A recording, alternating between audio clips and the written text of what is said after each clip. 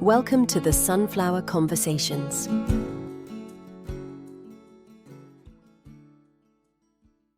We acknowledge and pay our respects to the traditional custodians of the lands on which we record, and especially to those who may also be living with a disability.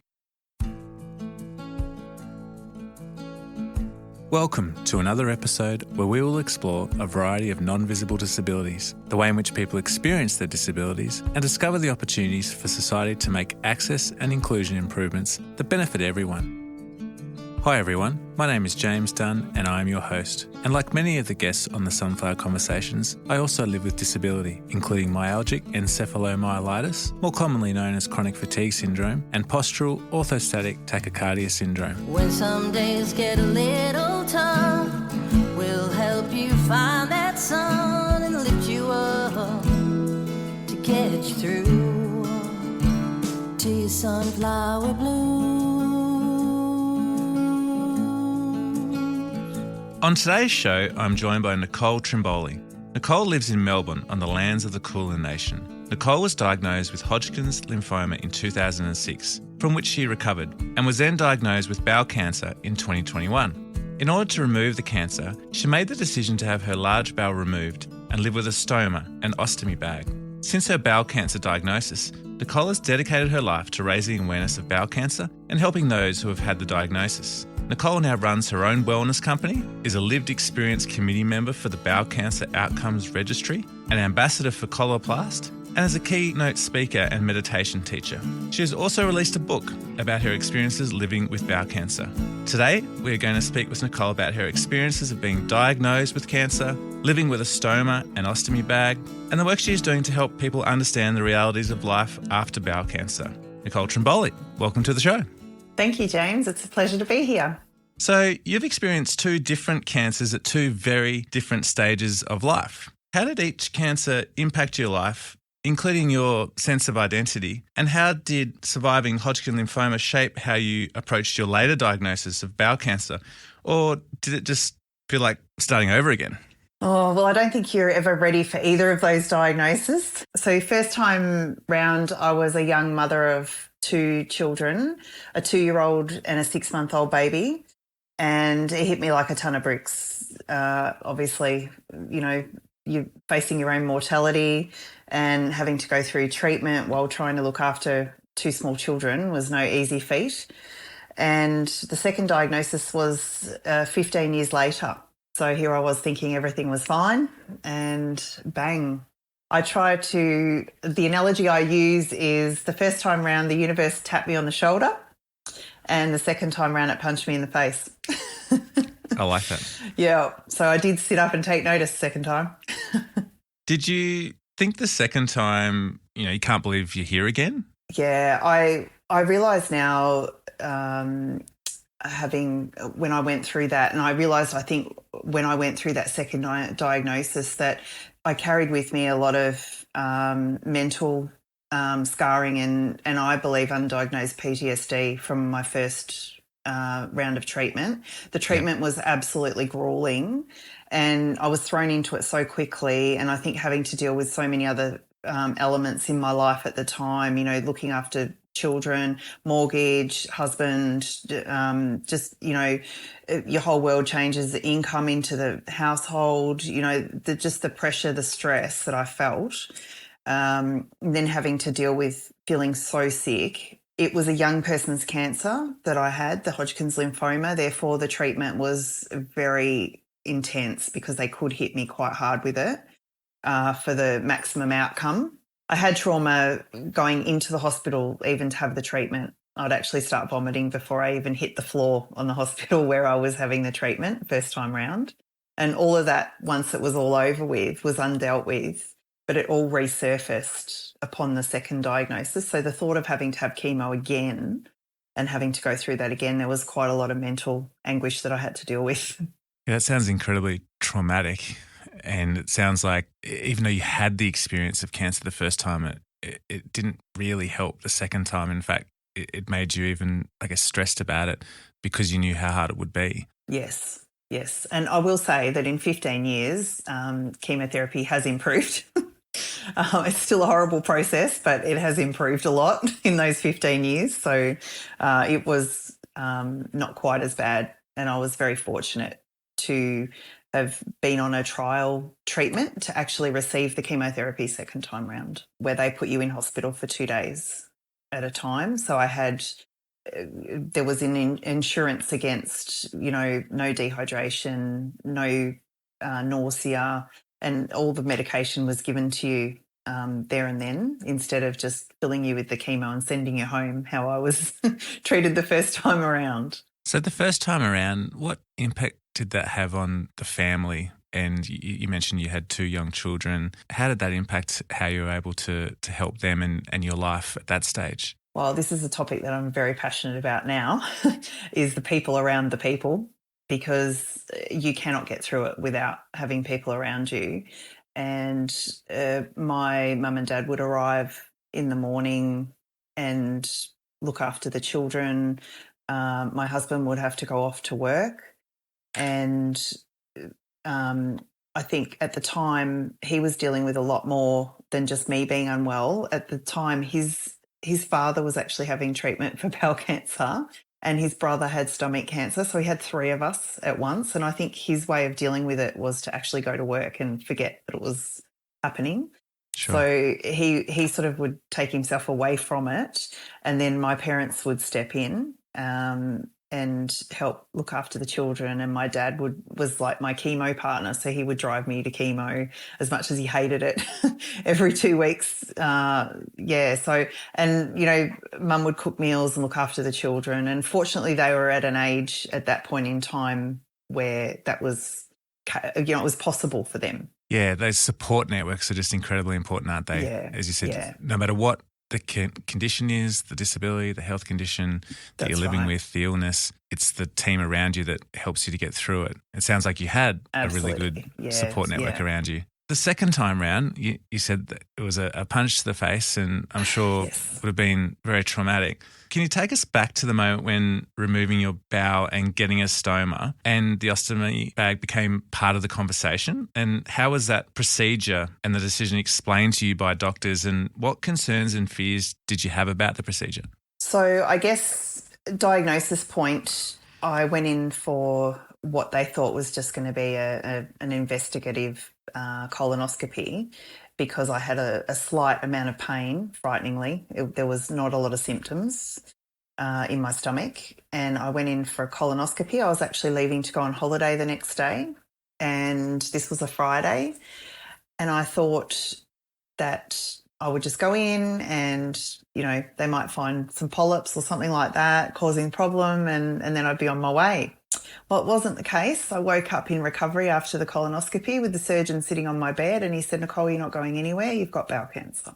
Wow. And then it began. So I didn't leave the hospital. And I guess the thing to remember is that when these things happen, you're talking about the people around the people. There was a lot going on that day. I had a child on school camp that needed to be picked up that afternoon. I had, another child at school. There was things going on around me. So automatically, as a mother, I got that shocking news, but at the same time I was like, well, how am I going to manage this? I don't want the kids to find this out over the phone, or, so you try and manage the life. And so you put yourself last and try and manage what's going on around you. So basically then I was admitted to the ward, and it was explained immediately that I was 3 days off being completely blocked, and I would have been an emergency case coming in, which meant that I wouldn't have been able to go to the toilet at all because the cancer mass was blocking my bowel. And they were actually unable to get past it in the colonoscopy to view further up to see if there was anything further up. So they didn't really know at that point that I was diagnosed what else they were dealing with further up.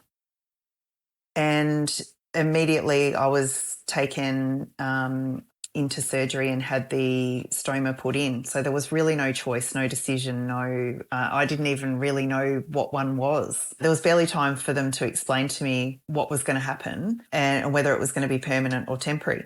It just had to happen, because otherwise I was going to be in all sorts of strife.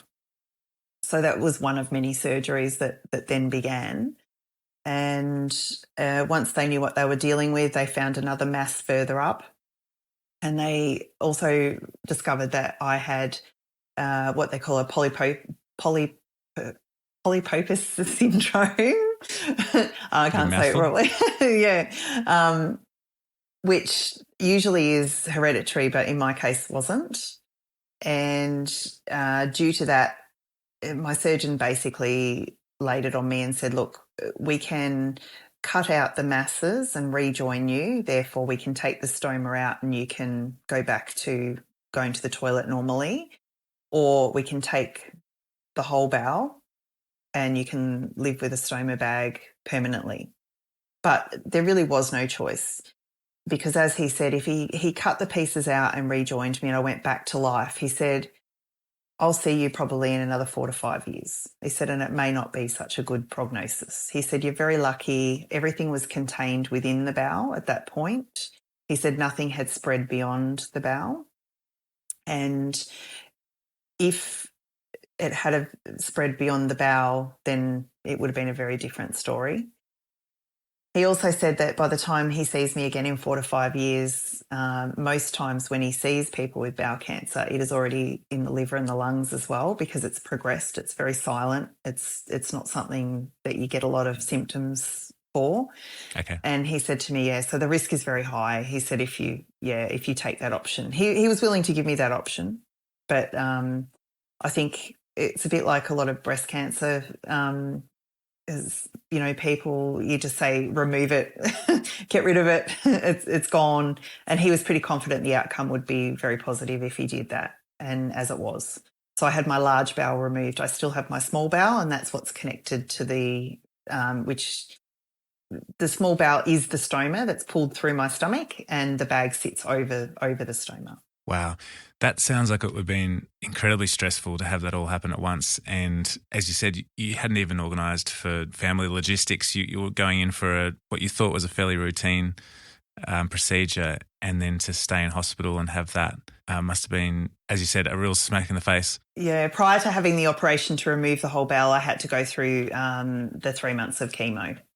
So but the whole process had to be decided upon before they could work out how to actually execute it all.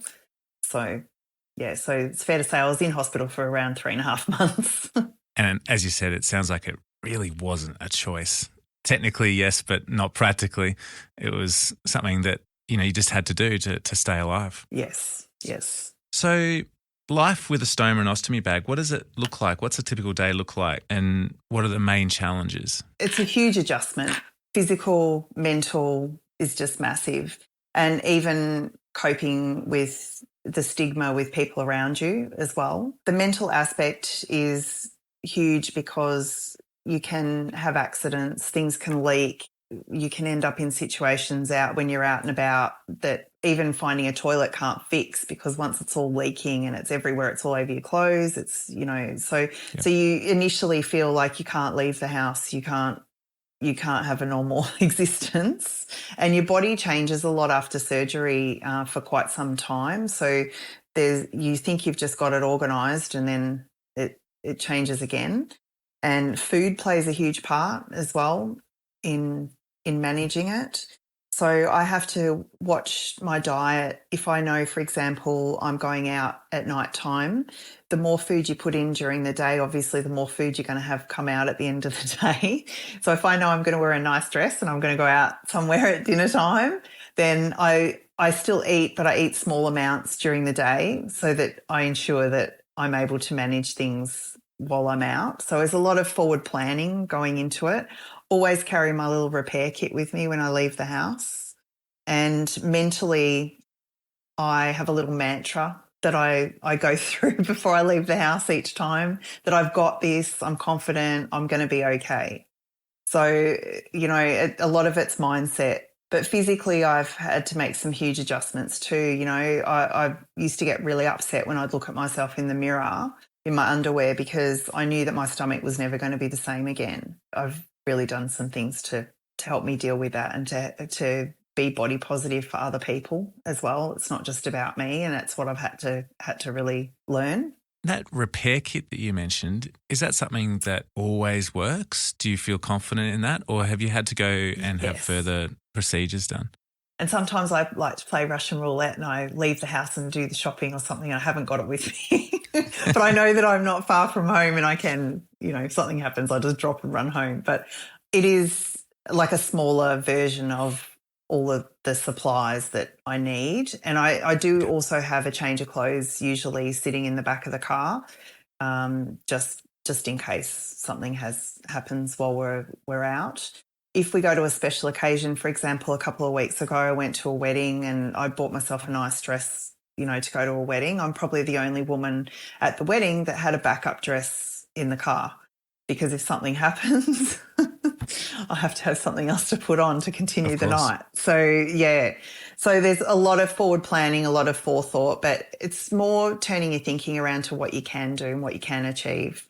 And just having that physical confidence too, to go out there and not worry, that someone might see the bag or, in the beginning you're trying to cover it up all the time. And then I thought, well, this is silly. It's part of who I am. So once I accepted mentally that it was part of who I am, then I had a different view. Yeah, it sounds like the mental side of things is really significant, and it is a lot of effort to put yourself in the most positive frame of mind to essentially take on life and exit the house each day, as you say, knowing that it'll be okay, but it's obviously challenging. Are there any sort of small victories you have in a day that other people just wouldn't even think about? Yes, because I wake up every morning and if it hasn't exploded in the bed, I think it's a good day, right? Start of the day. I often wake up with a big balloon on my stomach, but it's a good day if nothing's happened overnight. And now that I'm managing it better, those things it still happens, but it's a lot less regular that it happens now. Like I said, because there's a combination of things that have helped me to regulate it, and that's food intake and things like that. But if you wake up and the bed's clean and you haven't had to get up and change the whole bed halfway through the night, which has happened many, many times. Yeah, that's obviously just something that other people just wouldn't think about. But not nice for your partner either. No. It seems like perhaps both of you, that would be seen as a really good start to the day. Yes. Which does put you in a positive frame of mind. Before you've even got out of bed, you're already ticking something off as a win. That's a very positive attitude and helps you with your outlook on the day. Has your relationship with fear or uncertainty changed as a result of having cancer? Yeah, and it is something that as a cancer patient, I think, and everyone that's ever been through it knows that it's never over. You live your life in 6 month to 12-month blocks in between tests and scans, because for me that's just life now and it's ongoing. It's about how you manage it mentally, and it's something that not a lot of people talk about, because the perception of the people around you is that you're fixed. You've been into the mechanic shop and you've been sorted out and you're fixed and you're thrown back out into the world. But it's always with you, and there is always a level of fear and anxiety. I still go through it each time I have all my blood tests done and my scans done. In fact, that was only 4 weeks ago for me, and I'm happy to say that I'm 5 years cancer-free. Wow, that's a very significant milestone. And it is something that people with cancer talk about a lot, that anxiety of those follow-up tests, and it just doesn't seem to get any easier. No. And everyone says to you, oh, you'll be right, you'll be okay, And I think sometimes in yourself you feel well, and that, the back of your mind you think, I should be okay because I feel good and I'm, not got any of those symptoms and whatever. But it's there. The anxiety is always there.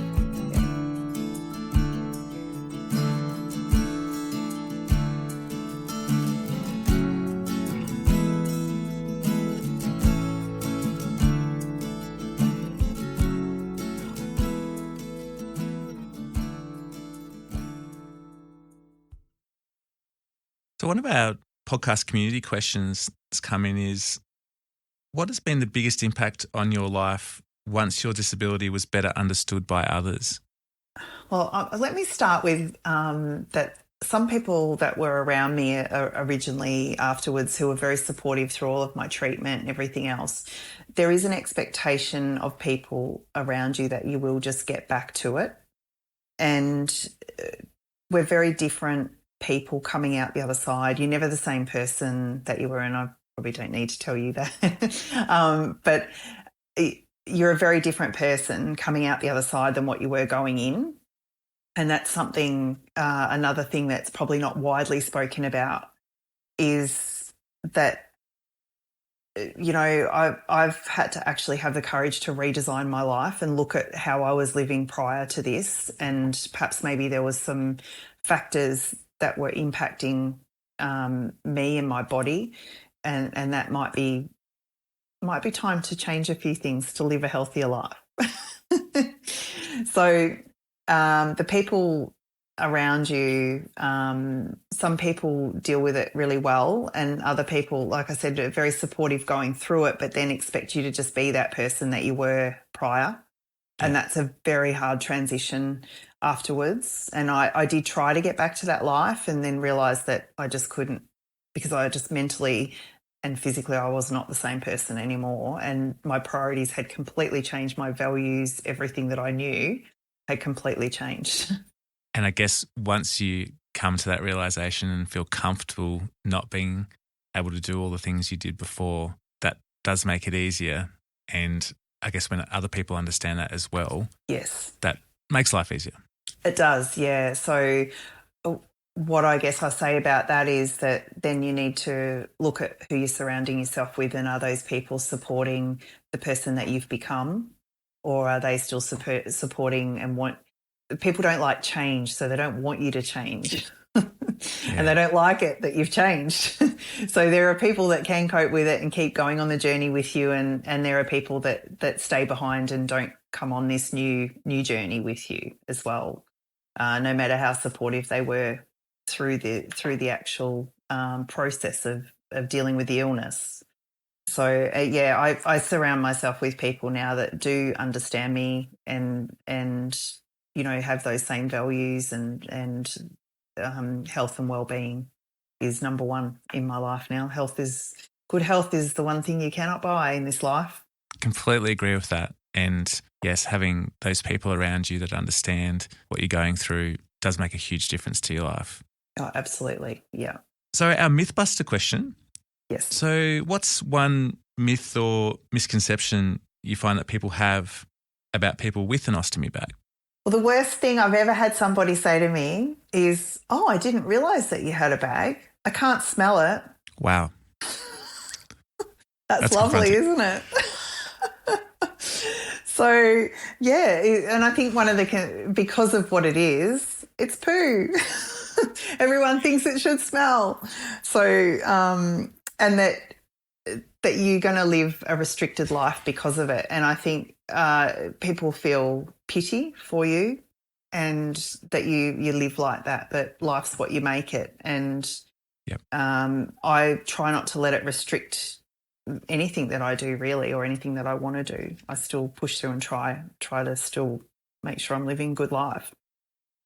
But yeah, I think the smell and the ick factor is, yeah, for people. Yeah, well, it's something that most people just wouldn't be familiar with. So I guess some of those reactions are out of, I guess, ignorance, but also just being uncomfortable because you don't really understand it. Well, it's them that's uncomfortable, not me, because I'm very comfortable about talking about it. Yeah, which is great.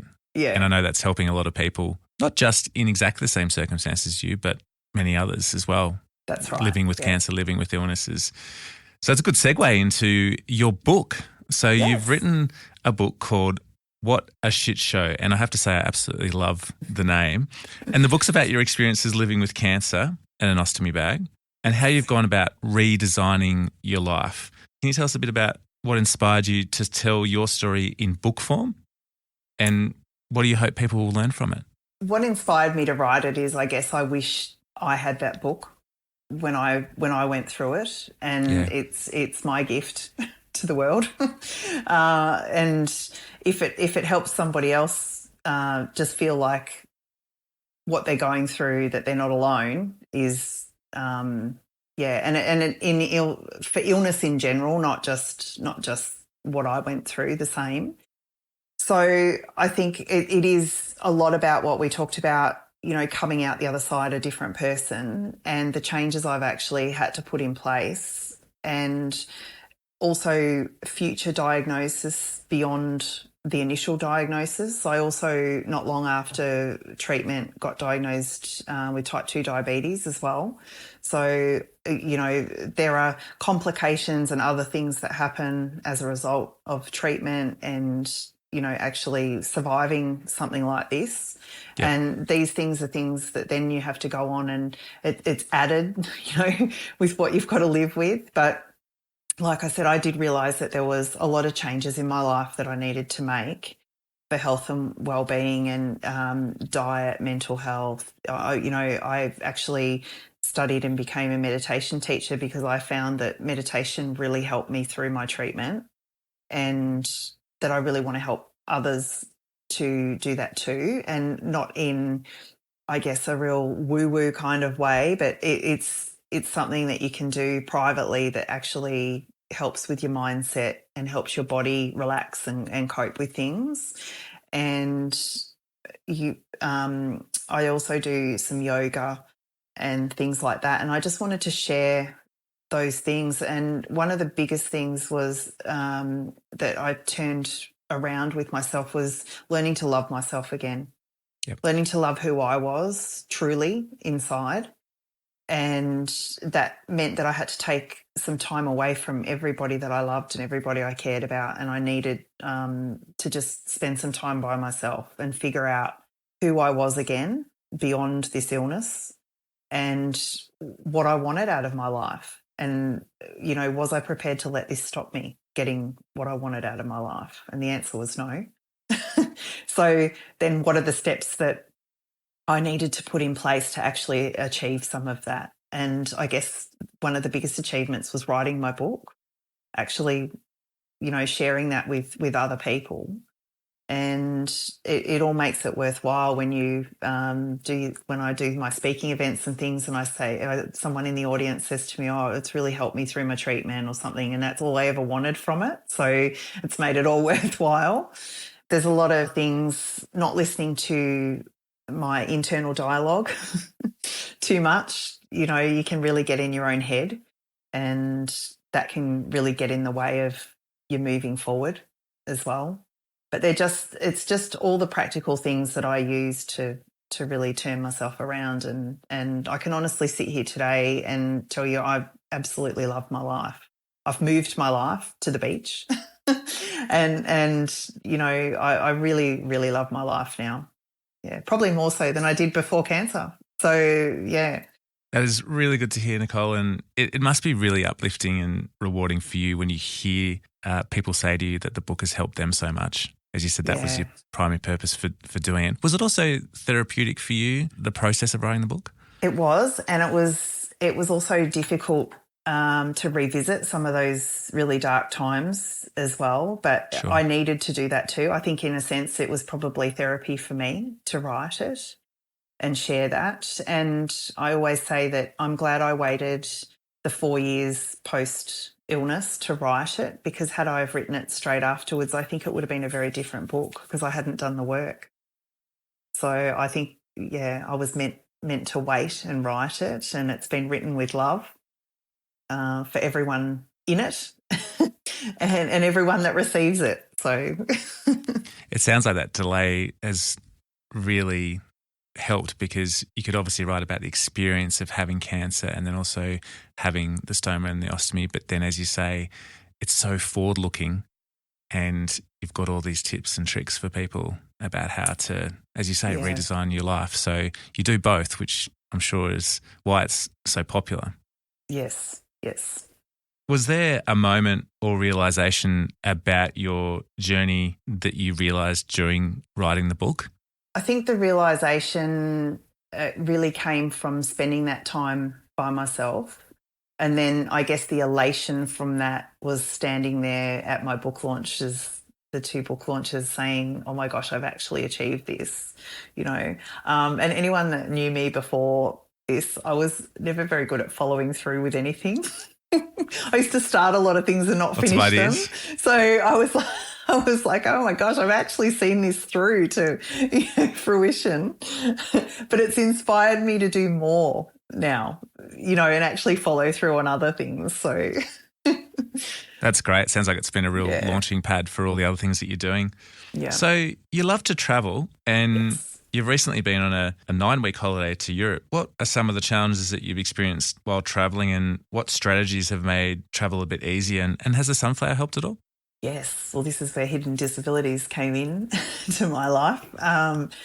And I really think that traveling now, wearing the lanyard, has made a huge difference. Like this trip, I noticed a huge difference to previous trips when I travelled without it. I think it's becoming more recognised, and I think it's such a wonderful, I'm such an advocate because the flight crew on the planes, they recognise it. And actually on one of my flights, I had 2 people sitting behind me that had them on as well. That's great. So I think it's opened up a world for people like me, because to look at me, when I'm dressed, you wouldn't know that there's anything going on. And it helped me go through security as well. The security thing, I always get pulled aside. And one of the challenges that I always come up against is I look like I'm concealing something. So they need to pat me down and have a look at what's going on. Yep. And also on a domestic flight previously, I had had them pull apart my little repair kit and pull all of my medical things out on a counter, which was probably really unhygienic and all of that, because I'd accidentally left a pair of scissors in there and I was treated like an absolute criminal. So, it was just an oversight on my part. But then I was just left to pick all those things up and put them back in myself. They'd gone through it and to try and find what they were looking for. And, anyway. But it was, so it's really helped this time round to not have those things happen, and to know that I'm carrying medical supplies and that there is something going on. I think also to alert the people on the flight that I might need to use the toilet for a bit longer, than everyone else as well. Because I know sometimes on flights people can get quite annoyed if you're in the toilet for too long and start banging on the door and all of that. So I let the flight crew know that that's the situation. I'll be fine during the flight, but I may have an issue with that. So that was good. And I did a little bit of toilet reviewing as well while I was traveling around on my Instagram, and I found that some toilets were a real challenge for me. Not very conducive, and there wasn't always a disabled toilet available. But I think the biggest thing with traveling is just, I've really got this can-do attitude now that I won't let it stop me. And we developed a bit of a routine during the day where we would stop and have a coffee in mid-morning, and that way I could use a toilet in a cafe. And, again, mid-afternoon we'd have a cup of tea somewhere, and that way I could use a toilet, because some of the public toilets in Europe were terrible. So we were doing that, or pay for some of the better ones, to go in and out of. But it's very doable. It's you can manage.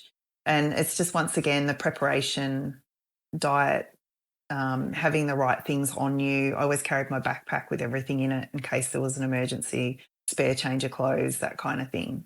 But, I had a great 9 weeks away. And the biggest challenge I had on my 9 weeks away was a week and a half before we came home, I had a suitcase stolen on a train. And that suitcase contained all of my ostomy supplies, or 90% of my ostomy supplies. Wow, that must have been very stressful. How did you deal with that? Well, it was such a shock. It was a carry-on suitcase, and it had all of my sprays and creams and everything in it, and it had probably about 30 of my ostomy bags. Fortunately, I had packed another 10 in our larger suitcase, And that had been my strategy from the beginning, was to divide and conquer, even on flights. So I at least had the 10 bags, but if it had have happened a week into our 9-week trip, I would have been in all sorts of strife. I would have had to go to a hospital or engage my friends at Coloplast to help me out, maybe. But it was a big shock, and I did panic a little. I actually think my partner panicked more than I did. They got 2 of my books as well, so hopefully they'll read them and understand what they actually found in the suitcase. That's right. Hopefully there's a silver lining to this. Yeah, I was more upset I lost all my toiletries. So, look, and I think it was just a matter of saying, well, there's nothing I can do to change this. This has happened. Yep. I have to just work around it now. So what is it I can do to get by for the next week and a half? And my partner was saying, oh, that's it. We're going to have to go home. We'll have to change our flights. And I said, oh, well, hang on. No. They are not going to beat us. Absolutely. So, but I was upset. I did get upset, and I did have a cry when it first happened. Of course, yeah. But I turned it around. Well, it sounds like, you've obviously become much more adaptable because of this, and that's another silver lining, because these things, I'm sure, happen all the time. Yeah. These challenges are thrown up, and it sounds like you've just got that mindset of, okay, well, how are we going to overcome this and keep moving forward, and it's not going to defeat me, which is great. But that's an attribute that you've probably strengthened. Yes, definitely. And I think, we got back to the hotel room and we both said, neither of us are hurt. Let's look Glass at the big picture here. That's right. Yeah. They got what they got, but how do we move forward? So, I think it's about what you can do. Absolutely. Well, you raised some great points there around travel, and it's still possible for many people. The preparation's just different, and you have to really think ahead, and there's a lot of planning involved. The airport scenario, it's so good to hear that you're having a good experience with the Sunflower, both in the airports but also on the planes as well. That's certainly my experience. Security for me, I know, is a lot easier, not having to stand up for as long. So that's a really big plus with the Sunflower for different reasons, but I can kind of relate to your toilet scenario as well, and your increased knowledge of them. With my condition, I go to the bathroom very frequently, and you do become a lot more accustomed to doing that, and realising that a lot of bathrooms are not very pleasant, and also not always available. I was fascinated in the UK about 3 years ago when I was travelling there that they seem to be so few of them, and it was quite stressful sometimes trying to get to them. Public toilets are not a thing. We struggled to find a lot of public toilets throughout Europe, I will say. Yeah, unless you go into an establishment. I did get quite sneaky with some hotels. I just walked in the front door of the hotel like I was staying there. And then just identified where the bathroom was in the lobby, and away I went. I can absolutely relate to that. I am a lot bolder now. With some of those things, you got to go. Absolutely. I do that a lot these days, and I completely agree. So what was our final question? In addition to those examples you've already provided, what's one small change that individuals or organisations could make tomorrow to improve the lives of people with an ostomy or any other life-changing non-visible illness? Okay, well, I think the big one for me, and that a lot of other ostomates tell me, that they've experienced some extreme judgment for using a disabled toilet. And myself, I have too. I've come out of a disabled toilet and had disgusting looks and that, as if, why are you using that? It's for a disabled person. And I've actually had an ostomate come up to me and tell me that she had a horrible experience. A lady was really, really angry and rude and followed her in the shopping centre. And I think, don't judge people who don't look like they're disabled, because, hey, hidden disability is a thing, a big thing for a lot of us. And just because we don't look like we have one yeah, please don't judge if someone's using the disabled toilet. And to dispel that, please, everyone that has a hidden disability, please wear a lanyard, because it's awareness, and it may stop some of that perception from people who are not disabled. Yeah, that's a great tip, Nicole. And I think if we were all able to do that better than we do, the world would definitely be a better place. And Yes. there's certainly lots of experiences I've had where people have assumed that I don't have a need to use a disabled park, for example. That's the experience I've had, similar to yours, where somebody's got frustrated at me for using one without any knowledge of why I might need it, because I look fit and healthy. Yeah. And the same experience for you with the toilet. So that's a really good one. Yeah. I don't think I need to pull my shirt up and prove, to people. No, you absolutely shouldn't need to. No. But it's great that you're having good experiences with the sunflower. And as you say, it is growing every single day. It's wonderful. And more people know about it. It's just becoming easier and easier for people with non-visible disabilities wearing the sunflower, which is great. Well, thanks, Nicole, for sharing your story with us today. I'll be the first to admit that I had very little understanding of what an ostomy was before I met you. And I've learned so much about what it's like to live with one. So thank you. And thank you for writing your book. I'm sure that's having a big positive impact on people. I think having to experience not one but two separate cancer diagnoses is beyond what I could imagine. And I think the strength and resilience that you've shown to work through those experiences and then turn them to such a positive to help other people is truly inspiring. So thank you for sharing your story today and coming on the show. Thank you for having me on the show, James. It's been an absolute pleasure. I've loved talking to you.